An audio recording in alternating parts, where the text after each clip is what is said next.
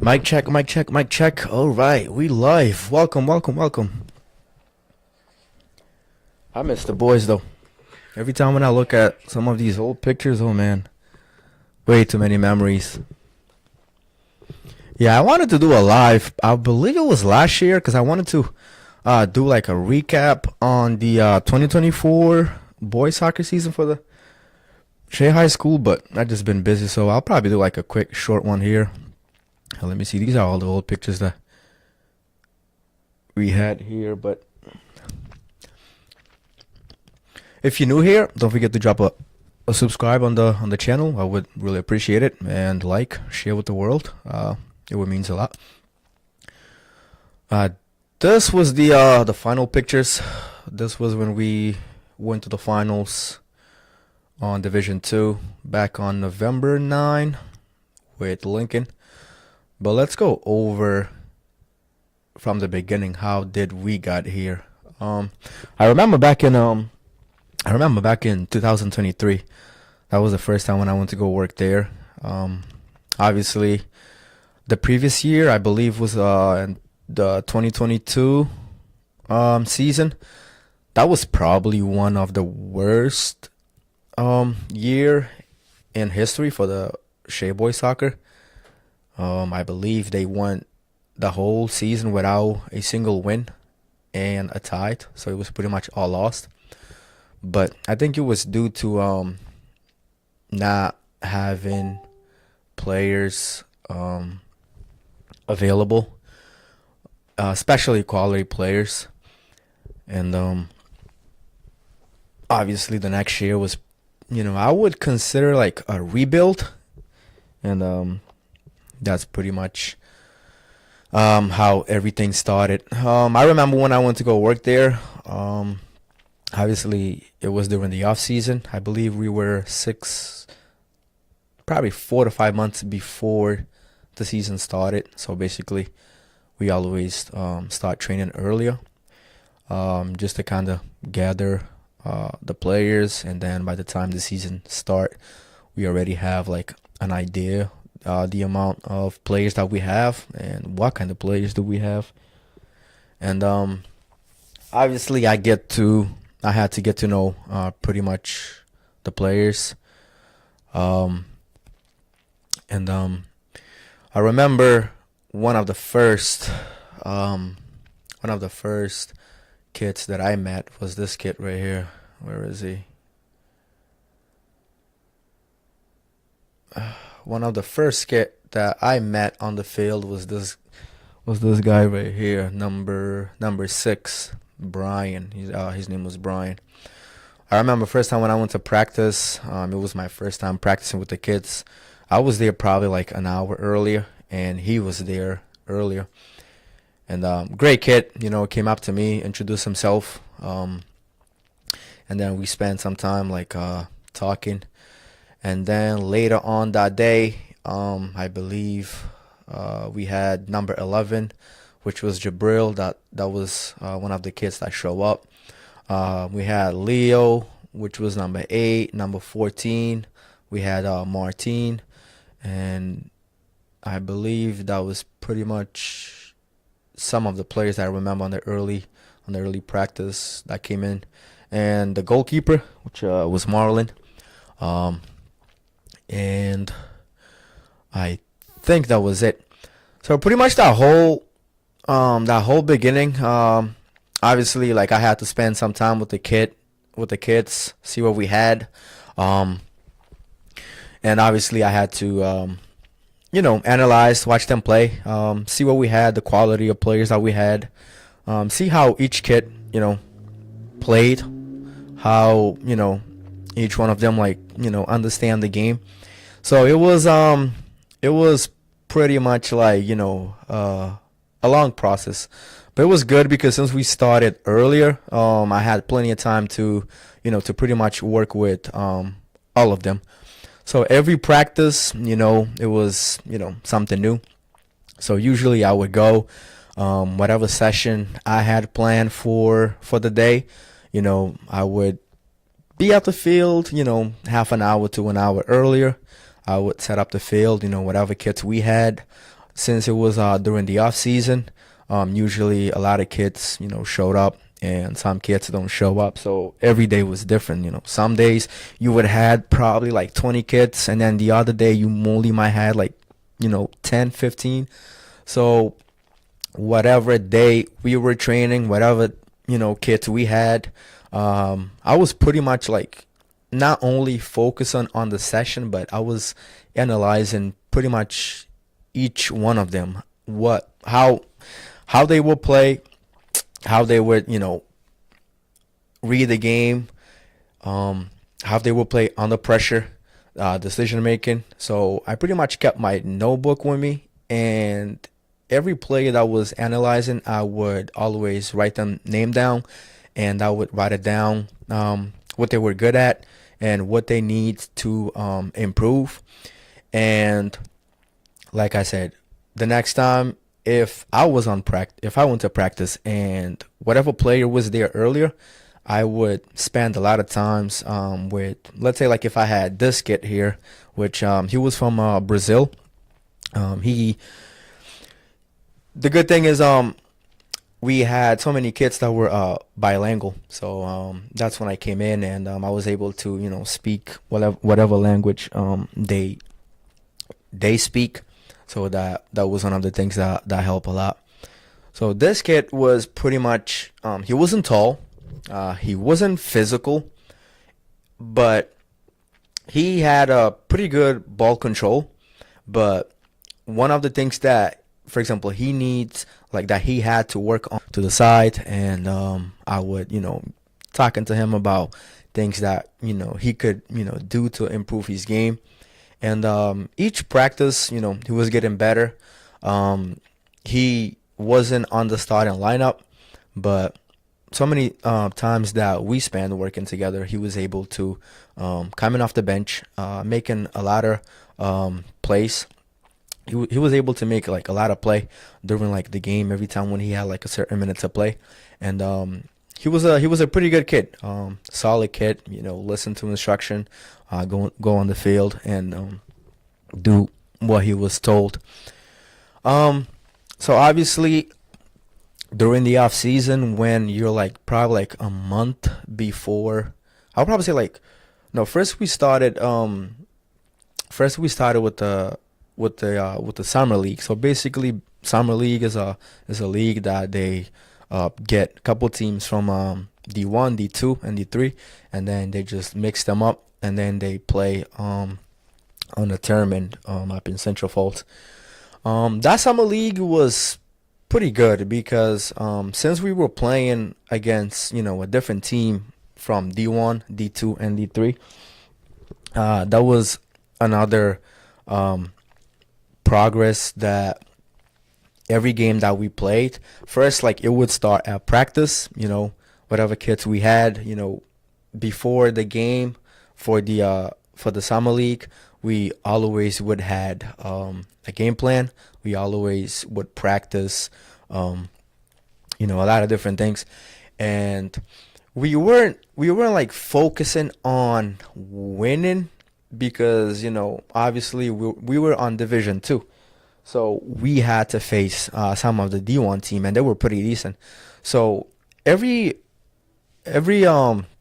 summer league game, that's where I spent a lot of the time as well, just analyzing games, taking notes, see which player, whatever player we had in a certain position, how they played, and then if we switched them up, how the game changed. Did it improve? Did the game got better, or it got bad, or like even worse? So we were always not tweaking too many things here and there.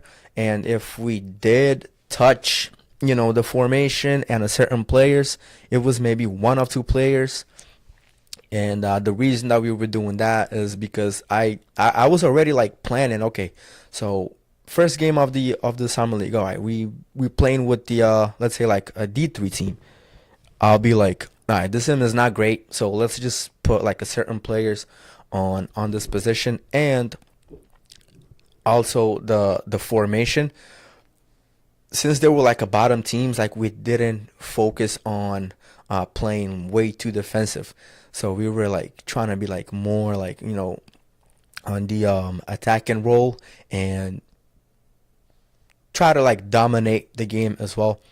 And then when we were playing with a team from like D2, same level of us, or if we were playing a team from D1, that's where we were focused on more on how can we line up, especially our defense, midfielders, and also our strikers.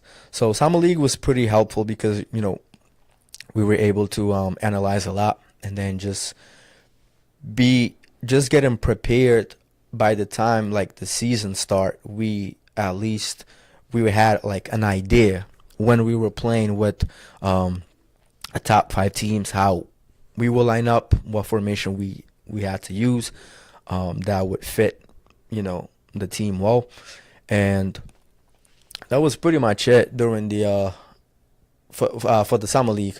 I believe we lost in the semifinals with Lincoln, but it was funny because during the summer league we faced Lincoln in the first game. We end up, I believe, I can remember if we tied them or we lost, and then we end up facing them in the quarterfinals on the summer league. And then when the season started, they were the first opponent that we played first game, and then it was even funny because we end up facing each other again in the finals.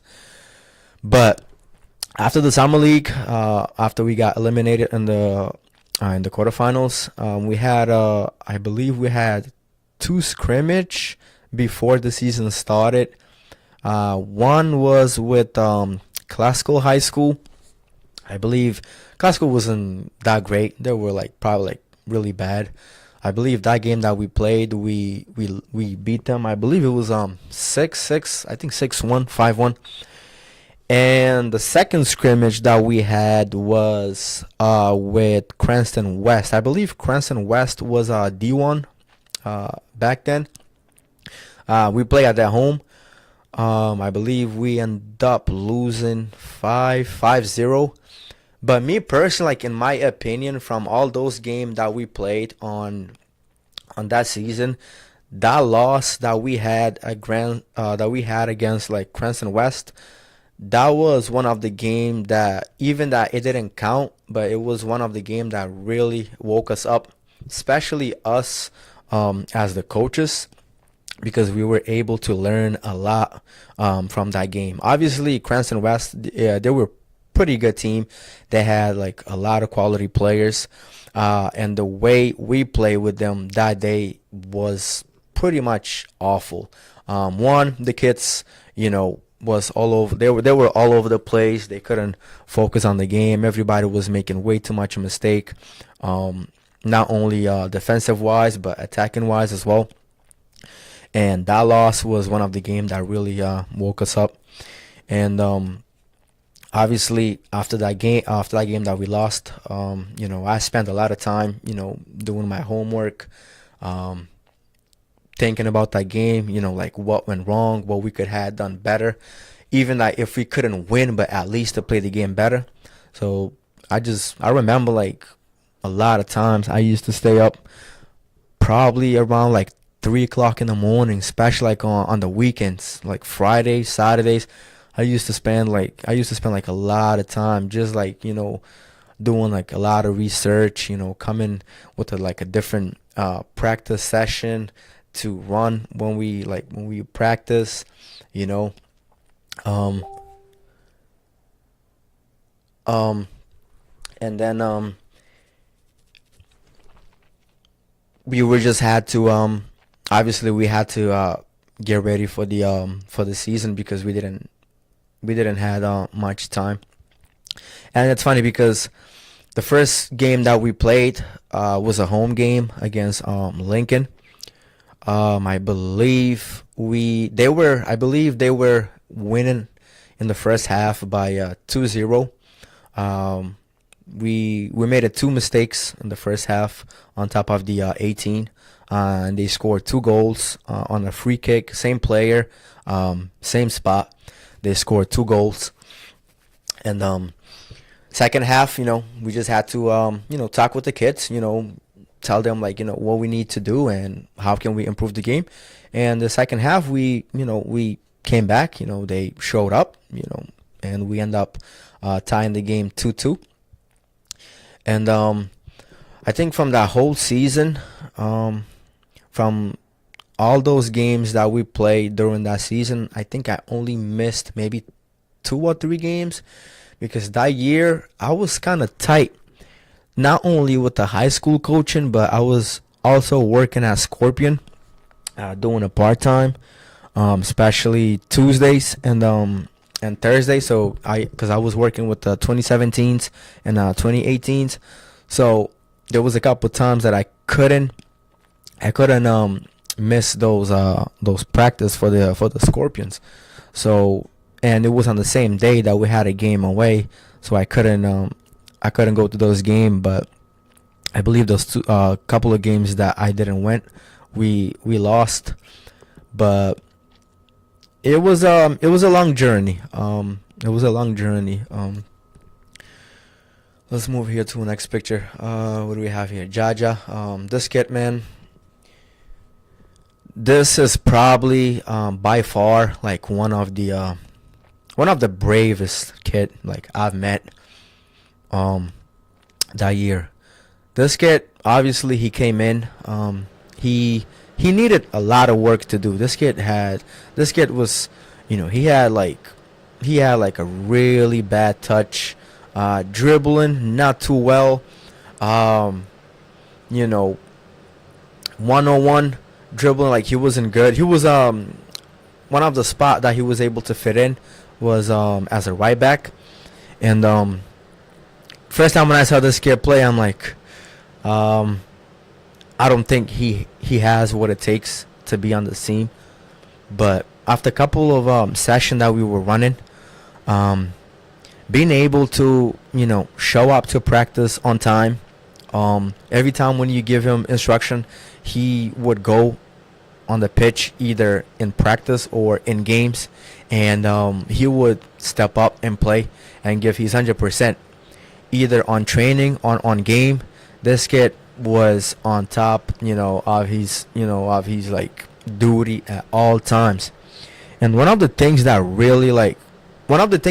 not only because I was able to coach him, but I have so much respect for this kid, because during that year, his mom was going through such a difficult time. I remember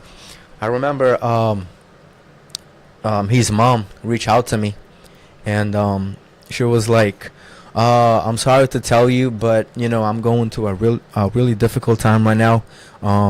She was battling cancer that time. And the only thing that she told me, she was like, just look out for my kid. He's a brave kid. And since that day when she sent me that text message about what she was dealing with, and seeing this kid coming up to practice, even knowing that his mom was going through like such difficult time, but he never put his head down. He came to practice, did his thing. Every time like you give him instruction, he would follow. Until this day, he even played for my team now, and he would come in. He never had like any type of like attitude. He was brave, respectful kid, and I have so much respect for this kid with everything that his mom was going through, but he was still able to like stay strong, keep his head up, and maintain like a good attitude from that entire season. And he was able to being one of the probably like worst player on the team, and he was able to play the entire season on the starting lineup, as a right back. And I remember one of the games, especially the game in the final, we had another player that we wanted to put on his position because we were like, okay, it's the finals. We knew he wasn't, we knew he was going to like a such hard time, but we just, we were like afraid to put him in the game, and just in case, like, since it's the finals, like how every game is different. For example, like some of the games during the regular season is one thing, but when you come to a playoff, especially finals season, it's either you win or you win, you win, and you lose, you go home.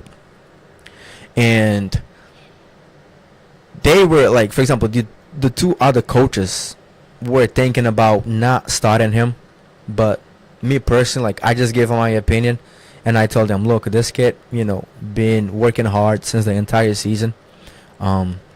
I can understand like what you guys like are feeling right now, but he might not on the defensive line.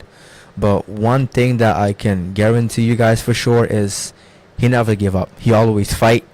It doesn't matter if the other opponent was fast, skillful. It doesn't matter. This kid would stick with him from the start until the end. And he was able to play that entire game in the final as well. Let's see what else do we have here. Kiba, this guy, man. I met Kiba in one of the summer league games. He came late. I believe he came when the summer league was about to end. I remember Coach Pierre brought him in, and he was telling me, "Oh, this kid is from Senegal, I think. He's good." I believe the first game of the summer league he played, I believe he played as a midfield, as a 10, but he had everything. He was fast, he was physical, he had a touch, but the only problem, I don't think playing as a 10 was his position. He was holding the ball too long, losing all the time, and I remember when the season started, we had an issue, especially defensive wise, I believe, and we had some other players that would play midfield really well, and I pull him off to the side and on one of the training session, and I was talking to him, and I was like, look, some of the players that we have here, pretty much everybody their role, and the only spot right now that we are missing, we need a center back. And he's the type of player that his position is either as number 6 or as an 8, but he also had what it takes to play defense because of his physical ability. He was tough kid. When I tell you this kid was nasty on the field, he was like a badass. And I was talking to him, and I'm like, I know defense is a position that you don't want to play, but at this moment, we have no other option. Pretty much some of the kids that we had on the bench just couldn't play, like, that center back position. We had a couple guys that could play, but we knew that if we put them on that role, they were gonna play, but it was gonna cause too many problems, and he was the only option that we had. And I pulled him out to the side, and I was talking to him, and I was telling him, we're gonna put you here, but it won't be for too long.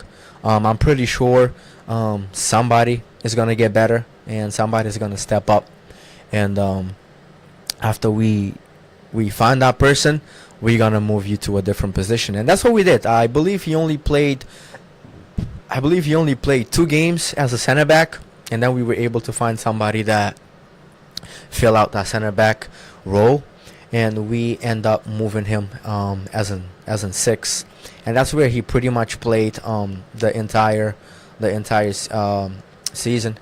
And one of the players that we found that were able to play center back was this kid here, Cape Verdean guy, Carlos. Um, he was physical. He